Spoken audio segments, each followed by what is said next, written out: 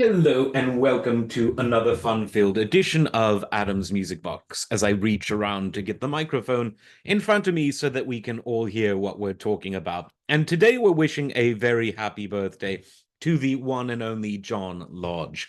Now, when John Lodge and Justin Hayward joined the Moody Blues in 1966, they probably didn't know it, but they were about to change music history because in 1967, they released one of the original rock and roll concept albums, one of the original rock classical fusion albums, and simply one of the best albums of all time. And this was Days of Future Past.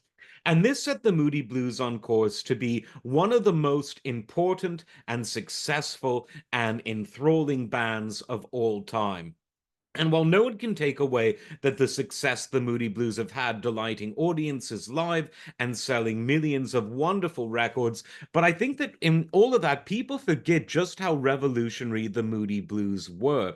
The introduction of the mellotron as a kind of lead instrument was hitherto unknown. Other bands had used it. The Beatles, of course, used it because Mike Pinder helped introduce the instrument to the band, but no one had used it as a lead instrument the way that the Moody Blues did. And what this did is it freed up the songwriters in the band to really do experimental and elaborate compositions that fed off of this musical and sonic energy that the mellotron, as played by Mike Pinder, produced.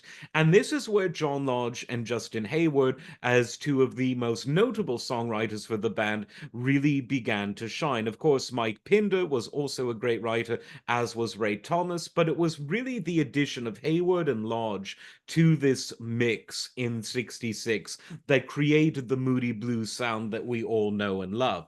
Now, in addition to being a kind of songwriting partnership, Lodge wrote many, many songs on his own, and I'm just going to read some of them. There's one of my favorite Moody Blues songs from the album To Our Children's Children's Children. Say that five times fast, but the song is called Candle of Life. Definitely check it out on Spotify or somewhere else, and I think that you'll really, really realize that while not one of the big singles that the band released, it is really one of the best songs ever. Then there's another song which is quite possibly my favorite love song ever, and that's Isn't Life Strange? It's not your typical boy meets girl love song, but it's a song about love itself. And it's really a song about life, a song about loss. Again, and with the Moody Blues, you end up saying this quite a lot. One of the best songs of all time. This was from the Seventh Sojourn album, the final in the original seven great Moody Blues albums from the classic lineup. What a song. And then there were others. Ride My Seesaw was a huge, huge hit. Stepping in a Slide Zone from later on became a big hit, as did Gemini Dream. And then there was a project in the late 70s that Hayward and Lodge worked on together outside of the Moody Blues. It was really a chance for the two of them to collaborate on their songwriting across a very, very well thought out, well produced, well played, well written album outside of the various pressures that a larger than life name like the Moody Blues carried. And every song is wonderful. The song Blue Guitar, absolutely magnificent, that was written at this time. And literally every song on this album is a winner. Everyone has that wonderful Moody Blues quality of pulling on your heartstrings.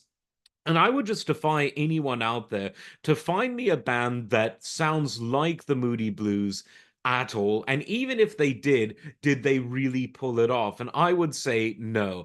I would say that the Moody Blues really stand on their own as a unique band that was able to fuse folkish traditions of Northern Europe, modern rock and roll style singer-songwriting, neo-orchestral sounds, balladeering, and turn it into something that was one part very intimate and very visceral, and then on the other hand, very cosmic and very ecumenical, very universal.